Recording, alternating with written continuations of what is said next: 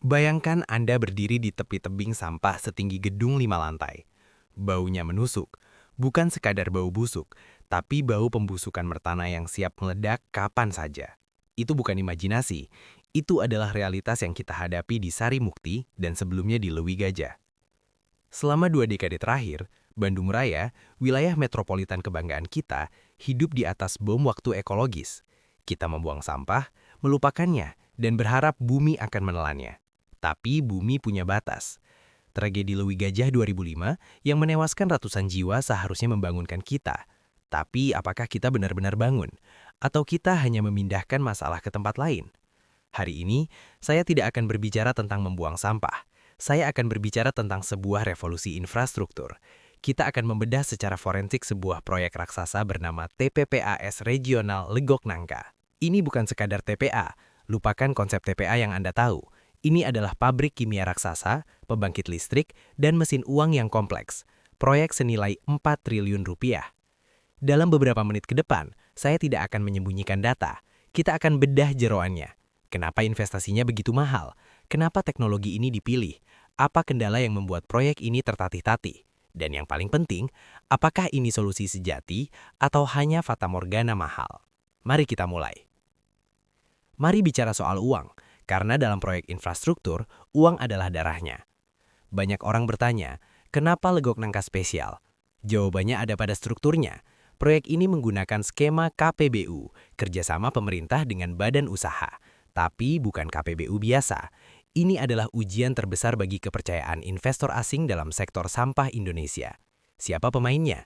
Kita punya konsorsium raksasa, Sumitomo Corporation dari Jepang, bermitra dengan Hitachi Zosen, sekarang Kanadevia, dan PT Energia Prima Nusantara dari grup Astra. Ini bukan pemain sembarangan, ini adalah The Avengers dalam dunia infrastruktur. Total capex atau modal investasinya mencapai 4 triliun rupiah. Uang sebanyak itu digunakan untuk membangun fasilitas di atas lahan seluas kurang lebih 90 hektar di Nagrek. Tapi, disinilah letak kejeniusan sekaligus kerumitan finansialnya. Jika proyek ini murni swasta, biaya pengolahan sampah atau tipping fee-nya akan melambung tinggi, mungkin di atas Rp700.000 per ton. Pemerintah daerah tidak akan sanggup bayar. Proyek pasti mati, seperti kasus ITF Sunter di Jakarta yang gagal total.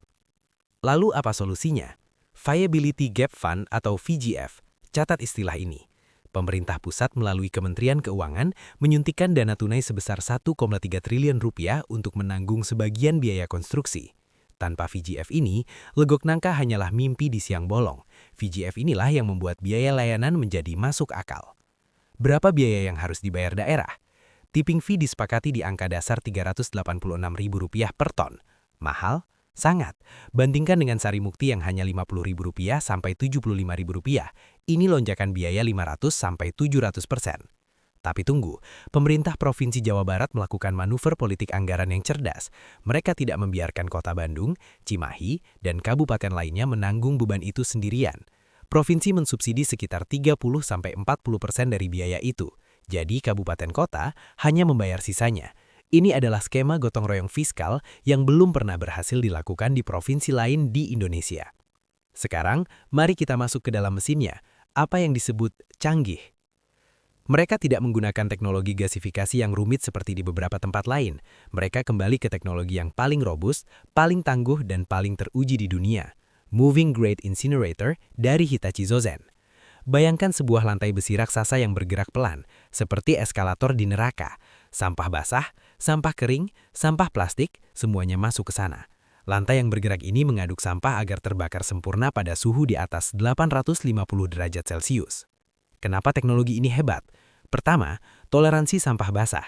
Sampah kita itu basah, kadar airnya tinggi. Teknologi grade ini didesain untuk memasak sampah basah itu hingga kering dan terbakar habis tanpa perlu bahan bakar tambahan yang banyak.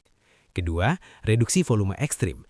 Dari 2.000 ton sampah yang masuk per hari, 80% hingga 90% lenyap menjadi gas dan panas. Sisanya hanya abu. Bayangkan, dari gunung sampah tinggal gundukan kecil abu. Ketiga, listrik. Panas dari pembakaran itu memutar turbin menghasilkan listrik 18 hingga 30 megawatt, cukup untuk menerangi berpuluh ribu rumah. Ini bukan sampah lagi, ini adalah sumber energi. Inilah yang membedakan Legok Nangka dengan TPAO pendamping. Kita tidak menumpuk masalah, kita memusnahkannya. Hitachi Zosen menjamin emisi gas buangnya bersih, disaring berkali-kali sampai partikel berbahaya seperti dioksin hilang sebelum keluar dari cerobong. Standarnya bukan standar Indonesia, tapi standar Jepang dan Uni Eropa.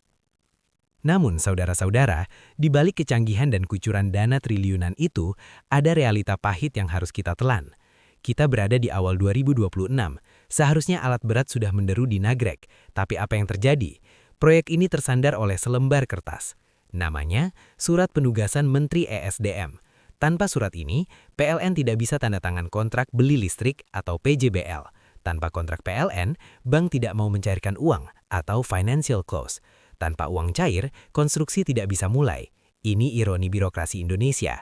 Presiden sudah buat perpres, Menteri Keuangan sudah kasih duit VGF, Gubernur sudah tanda tangan kontrak, investor sudah siap, tapi semuanya macet di satu pintu kementerian teknis. Target financial close Desember 2025 adalah pertaruhan mati-matian. Jika ini meleset terus, kepercayaan investor bisa runtuh. Selain itu ada suara-suara yang tidak boleh kita abaikan, resistensi lingkungan. Teman-teman dari Walhi dan aktivis lingkungan punya argumen kuat. Mereka bilang ini solusi palsu. Membakar sampah berarti mematikan semangat daur ulang. Mereka takut racun dioksin yang tidak terlihat akan meracuni warga Nagrek dalam jangka panjang. Dan jangan lupa warga lokal. Warga Nagrek punya sejarah memblokir jalan kalau mereka merasa dirugikan. Bau, truk sampah yang antri, air lindi yang bocor, satu kesalahan kecil dalam operasional bisa memicu kerusuhan sosial yang melumpuhkan proyek ini dalam semalam.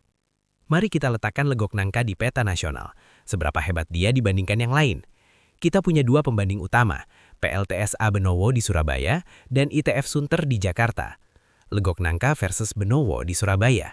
Benowo adalah kisah sukses pertama. Dia sudah beroperasi, menghasilkan listrik. Tapi Benowo itu skalanya kota, sekitar 1.000 ton per hari. Legok Nangka itu skalanya regional, 2.000 ton plus per hari. Tantangan Legok Nangka jauh lebih berat, karena harus menyatukan ego 6 kepala daerah, Bandung, Cimahi, Sumedang, Garut, dan lainnya. Keberhasilan Legok Nangka mengikat 6 daerah ini dalam satu kontrak adalah prestasi politik yang belum pernah terjadi di provinsi lain di Indonesia. Secara teknologi, grade di Legok Nangka dianggap lebih stabil untuk skala massal dibanding gasifikasi di Benowo.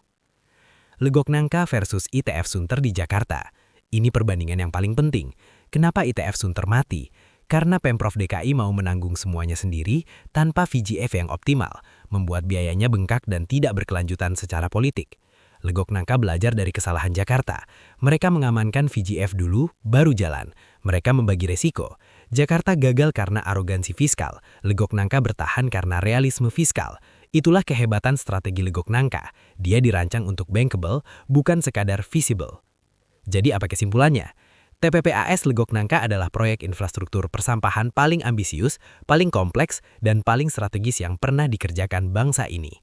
Jika ini berhasil, dia akan menjadi cetak biru atau blueprint bagi seluruh Indonesia.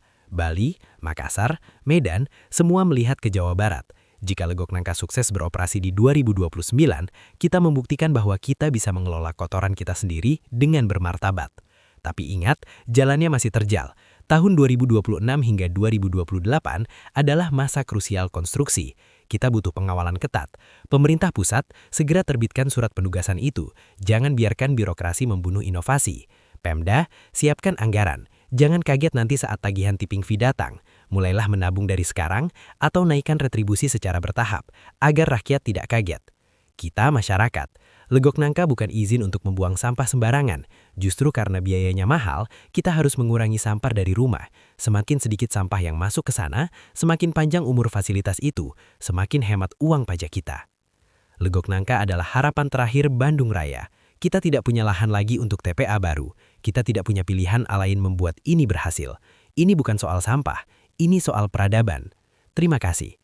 Like jika suka videonya, dan share dengan rasa bangga dan harapan. Subscribe untuk mendapatkan info selanjutnya, and see you.